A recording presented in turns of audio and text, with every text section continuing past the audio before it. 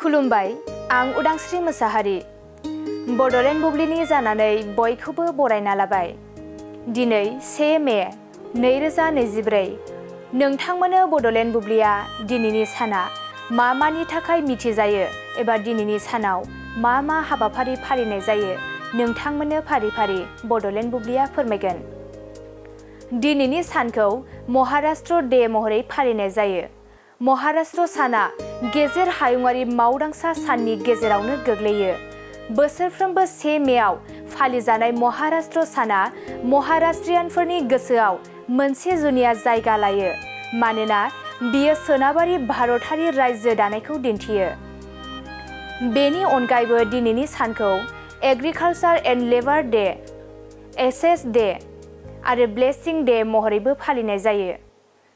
नोंथांमोननो बड'लेण्ड बुब्लिया दिनैनि सानाव मा हाबाफारिजों मिथिजायो आरो मा हाबाफारिखौ फालिनाय जायो फोरमायबाय। गोजोन्थों। गोजोनथाव खौरां, 100 राङावनो सोलायहोनो हागौ नोंथांनि लाइफस्टाइल।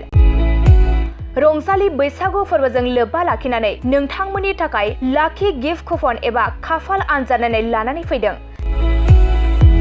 चिरां जिल्ला काजलगाव खाग्राबारि माइनाव जुबक संघआ सनाथि मायथाइ फालिथायजों लोब्बा लाखिनानै नोंथांमोननो गेदेर खाफाल आनजाद नायनाय लानानै फैदों आरो बे खाफाल आनजादानो 100 रांजों नोंथांनि लाइफस्टाइलखौ सोलायहोनो हागौ। लोगोसे बे खाफाल आनजादाव नोंथांमोननि थाखाय बान्था महरै दं Tata ultra bus, Mahindra Scorpio', Mahindra Thar, XL 6 नेका, Baleno', Swift Dzire, Tata Punch, WagonR, Alto' K ten, Celerio', Ignis, Alto' K ten, एक्सेल-आइ, महिन्द्र ट्रेक्टर। अब्लालाय मानोथो गोबाव खालामबावनो? नोंथाङा अनलाइन आरो अफलाइननि गेजेरजों एबा 9678 954511 6900 79427 9394 649601 8822 322296 7002837 061 नाम्बाराव कन्टेक्ट खालामनानै कुपनखौ लाहरनो हागोन।